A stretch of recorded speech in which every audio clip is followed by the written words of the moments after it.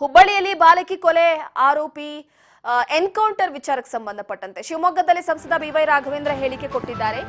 ಚಿಕ್ಕ ಮಗುವನ್ನ ಕಿಡ್ನಾಪ್ ಮಾಡಿ ಕೊಲೆ ಮಾಡಲಾಗಿದೆ.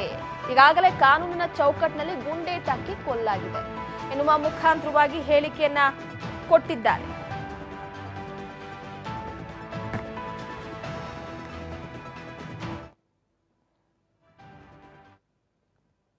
ನಮ್ಮ ಮಠ ಮಂದಿರಗಳು ಧಾರ್ಮಿಕ ವಿಷಯದಲ್ಲಿ ಏನು ಕೆಲಸ ಮಾಡ್ತಾ ಇದ್ದಾರೆ, ಈ ರೀತಿಯಂತ ವಿಚಿತ್ರಕಾರಿ ಶಕ್ತಿಗಳಿಗೆ ಸರಿಯಾದ ಒಂದು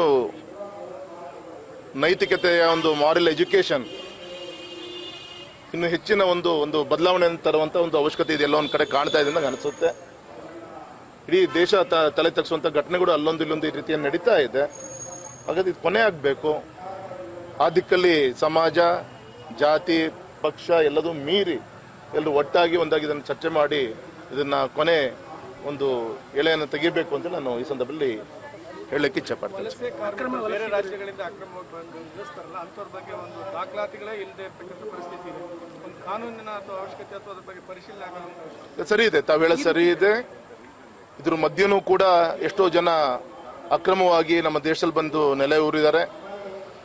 ಈಗ ಆಲ್ರೆಡಿ ವಿಚಾರಕ್ಕೆ ಸಂಬಂಧಪಟ್ಟಂಗೆ ಕೇಂದ್ರ ಸರ್ಕಾರ ಈ ವಲಸೆ ಕಾರ್ಮಿಕರಿಗೆ ಎಲ್ಲ ರೀತಿಯಂತ ಒಂದು ವ್ಯವಸ್ಥೆಗಳು, ಸೂಕ್ತ ರಕ್ಷಣೆ ಇರ್ಬೋದು, ಅವ್ರ ಗೌರವದಿಂದ ಬದುಕಕ್ಕೆ ಎಲ್ಲ ರೀತಿಯಂತ ಮಾಡ್ತಾ ಇದ್ದಾರೆ. ಆದರೆ ಇದ್ರ ಮಧ್ಯೆ ಈ ರೀತಿಯ ಇಲ್ಲೊಂದು ರೀತಿಯಂತ ಘಟನೆಗಳೇನಿದೆ, ಇದು ಆ ರಾಜ್ಯದ ಈ ರೀತಿ ವಲಸೆ ಕಾರ್ಮಿಕರನ್ನ ಎಲ್ಲರೂ ಕೂಡ ತಪ್ಪಾಗಿ ನಾವು ನೋಡ್ಲಿಕ್ಕೆ ಆಗಲ್ಲ. ಹಾಗಾಗಿ ಎಲ್ಲೊಂದು ಕಡೆ ಈ ರೀತಿಯಂತ ಒಂದು ರಾಕ್ಷಸ ಕೃತ್ಯ ನಡೆದಿದೆ. ಇದನ್ನ ನಮ್ಮ ಮಠ ಮಂದಿರಗಳು ಧಾರ್ಮಿಕ ವಿಷಯದಲ್ಲಿ ಏನು ಕೆಲಸ ಮಾಡ್ತಾ ಇದ್ದಾರೆ, ಈ ರೀತಿಯಂತ ವಿಚಿತ್ರಕಾರಿ ಶಕ್ತಿಗಳಿಗೆ ಸರಿಯಾದ ಒಂದು ನೈತಿಕತೆಯ ಒಂದು ಮಾರಲ್ ಎಜುಕೇಶನ್, ಇನ್ನು ಹೆಚ್ಚಿನ ಒಂದು ಬದಲಾವಣೆ ತರುವಂತ ಒಂದು ಅವಶ್ಯಕತೆ ಇದೆ. ಎಲ್ಲ ಒಂದು ಕಡೆ ಕಾಣ್ತಾ ಇದೆ ಅಂತ ಅನಿಸುತ್ತೆ. ಇಡೀ ದೇಶ ತಲೆ ತಗ್ಸುವಂತ ಘಟನೆಗಳು ಅಲ್ಲೊಂದು ಈ ರೀತಿಯ ನಡೀತಾ ಇದೆ. ಹಾಗಾದ್ರೆ ಇದು ಕೊನೆ ಆಗಬೇಕು.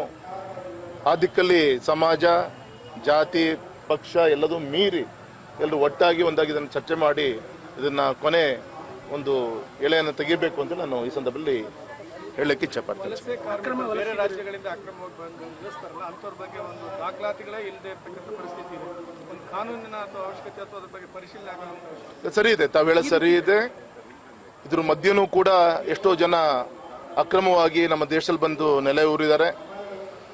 ಈಗ ಆಲ್ರೆಡಿ ವಿಚಾರಕ್ಕೆ ಸಂಬಂಧಪಟ್ಟಂಗೆ ಕೇಂದ್ರ ಸರ್ಕಾರ ಈ ವಲಸೆ ಕಾರ್ಮಿಕರಿಗೆ ಎಲ್ಲ ರೀತಿಯಂತ ಒಂದು ವ್ಯವಸ್ಥೆಗಳು, ಸೂಕ್ತ ರಕ್ಷಣೆ ಇರ್ಬೋದು, ಅವ್ರ ಗೌರವದಿಂದ ಬದುಕಕ್ಕೆ ಎಲ್ಲ ರೀತಿಯಂತ ಮಾಡ್ತಾ ಇದ್ದಾರೆ. ಆದರೆ ಇದ್ರ ಮಧ್ಯೆ ಈ ರೀತಿಯ ಅಲ್ಲೊಂದು ರೀತಿಯಂತ ಘಟನೆಗಳೇನಿದೆ, ಇದು ಆ ರಾಜ್ಯದ ಈ ರೀತಿ